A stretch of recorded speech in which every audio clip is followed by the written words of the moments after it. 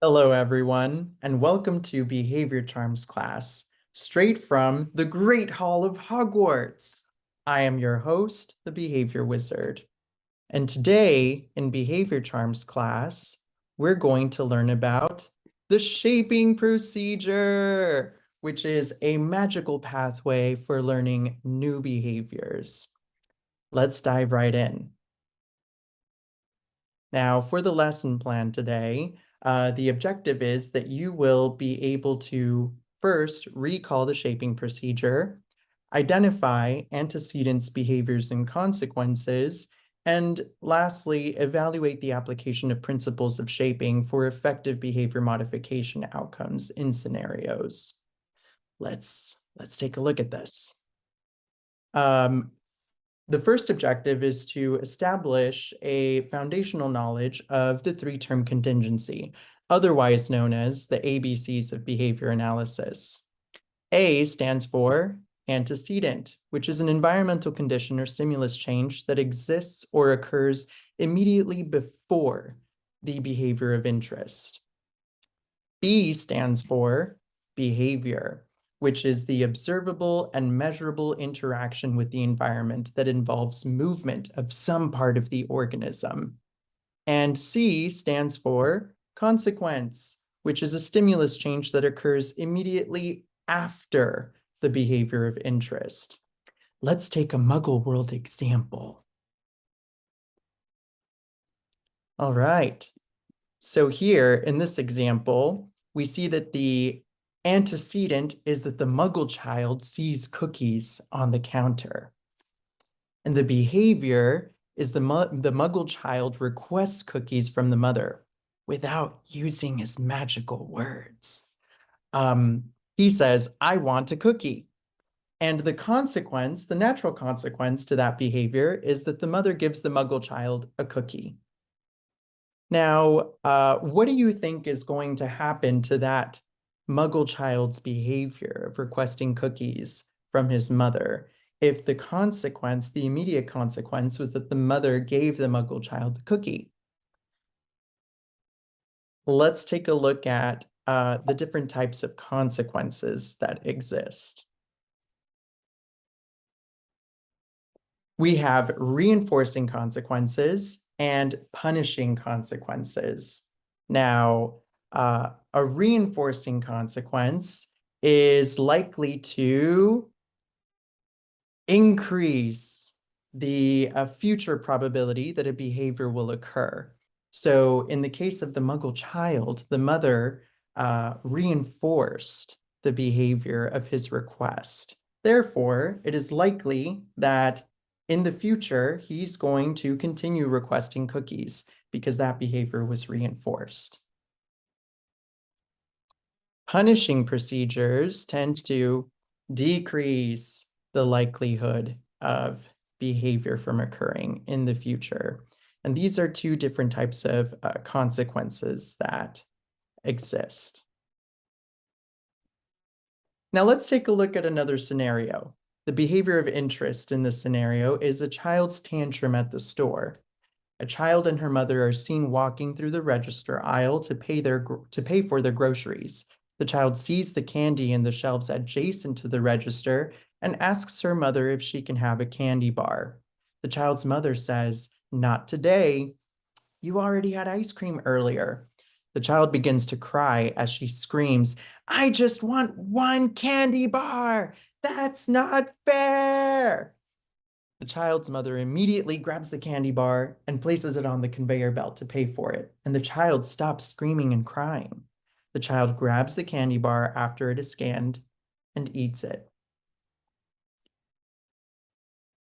What was the antecedent and consequence to the behavior of interest?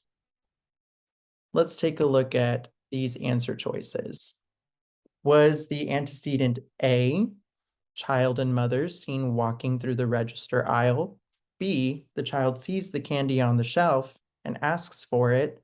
Or C, the mother denies the child's request for candy?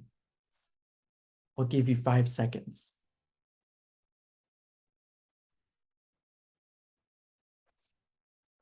Well, If you guessed C, you are correct. The mother denied the child's request for candy. That was the immediate antecedent to the behavior of interest, which was the child's tantrum. Now let's take a look at the consequence. Was it A, the child grabs the candy and eats it, B, the child stops screaming and crying, or C, the child's mother grabs the candy and places it on the conveyor belt to pay for it? I'll give you 5 seconds to come up with your answer choice. And again, if you guessed C, you are correct.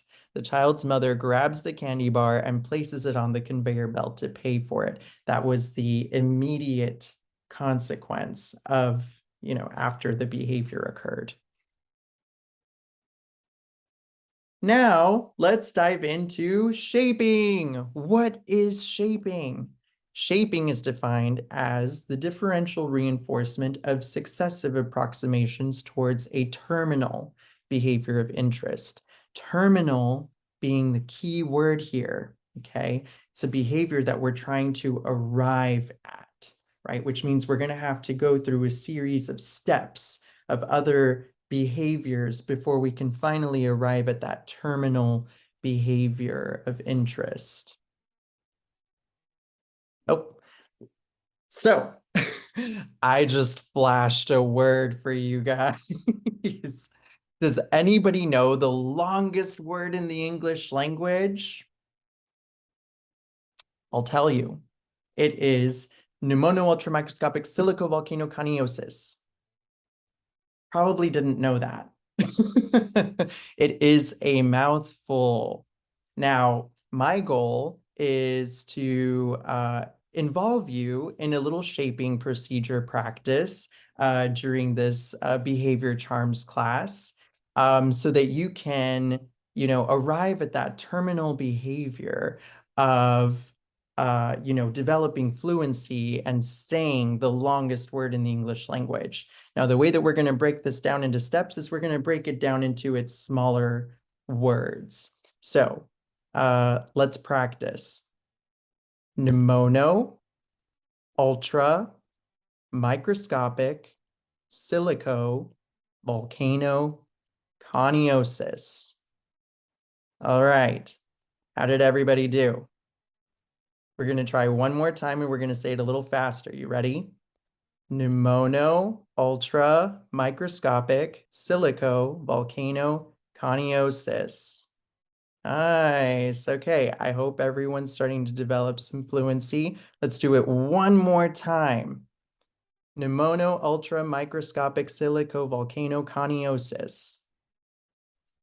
All right. If you were able to say it after this practice, then you'll be able to defend yourself from this dark arts spell. Here's Harry flying and somebody casts the spell. Make sure you use Expelliarmus. You want to say expelli. You want to use the expelli spell, right? So you want to say expelli pneumono ultramicroscopic silico volcano coniosis. So you don't die like Harry did because he did not use the expelli spell. He was not listening during behavior charms class.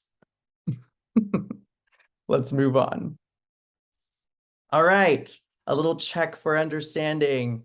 A shaping procedure involves differential reinforcement of successful approximations of a, I'll give you 5 seconds.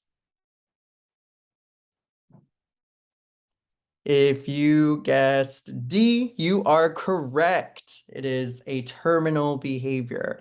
Remember, we're trying to arrive at a terminal behavior when using a shaping procedure. All right, let's take a look at an application of the shaping procedure that I've been working on. Meet my magical creature, Artemis. Look at him. Isn't he just adorable? I love him. He is 7 years old. He will be 8 this December. He is my favorite. Now, the terminal behavior of interest that I'm trying to teach my magical creature is pawing his communication button on a button pad in order to teach functional communication skills. There's his Fluent Pet button pad. And yes, it does say cookie, and the picture image, the picture is a little heart because he loves his cookies. So, how would you delineate the steps for this shaping procedure? This is how I did it. Gotta move myself here. So the first step, the antecedent was placing the command for giving me a high five, right? So the behavior was he put his paw on my hand. And then the reinforcing consequence that I would provide was a treat that he could eat. Once I established, pretty steady responding with that, I moved on to the next step.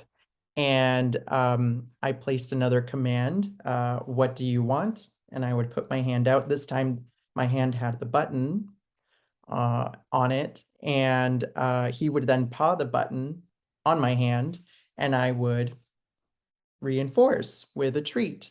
And for the last step, I would place the command again, what do you want? This time the button would be on the button pad, the button board, and I would present the button board and he would then paw the button on the board, after which I would provide a treat. Let's take a look at this in action.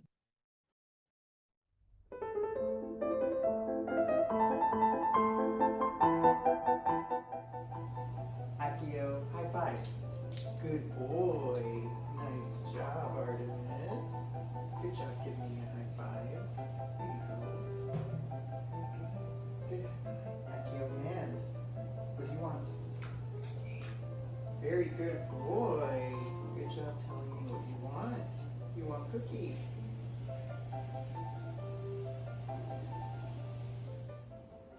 Akio, man. What do you want? Cookie, good boy. Good job telling me you want cookie. Here you go, buddy. Nice job. Good boy. That's so good. Nice job. Akio, man. What do you want?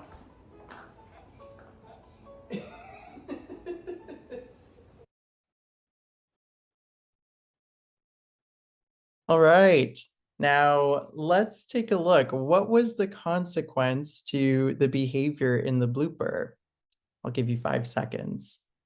Was it A, the behavior wizard gave Artemis a treat, B, the behavior wizard gave Artemis a high five, or C, the behavior wizard laughed? If you guessed C, you are correct. The behavior wizard laughed. The behavior wizard did not provide a treat to that unsuccessful approximation. As cute as it was, I mean, can you agree? He pressed the button with his nose. I thought that was just the cutest thing.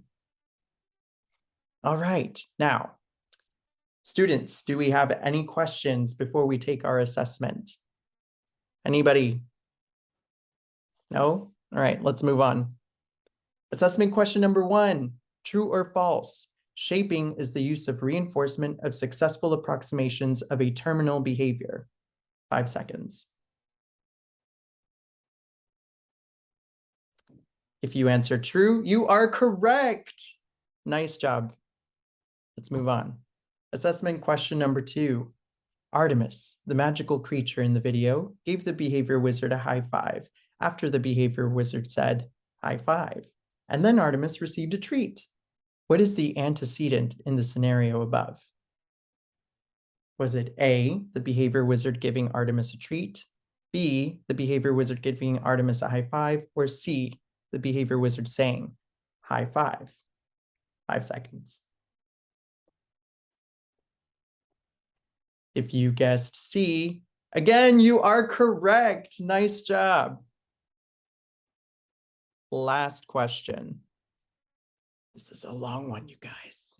I'm gonna have to hide myself.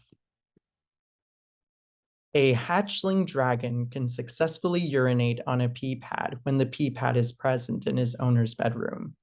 His owner wants to shape his dragon's urinating behavior to ultimately urinate outdoors instead of indoors. Which of the following is the best use of shaping to teach the dragon successful urinations outdoors? Is it A, first place the pee pad outdoors by a door to the outdoors and reinforce successful urinations on the pee pad by the door to the outdoors? Then place the pee pad immediately inside the door to the outdoors and reinforce successful urinations on the pee pad by the door to the outdoors, because this shaping procedure will result in the terminal behavior of interest. Or is it B, first place the pee pad indoors by a door to the outdoors and reinforce successful urinations on the pee pad by the door to the outdoors, and then place the pee pad immediately outside of the door to the outdoors and reinforce successful urinations on the pee pad by the door to the outdoors, because this shaping procedure will result in the terminal behavior of interest? I'll give you 5 seconds.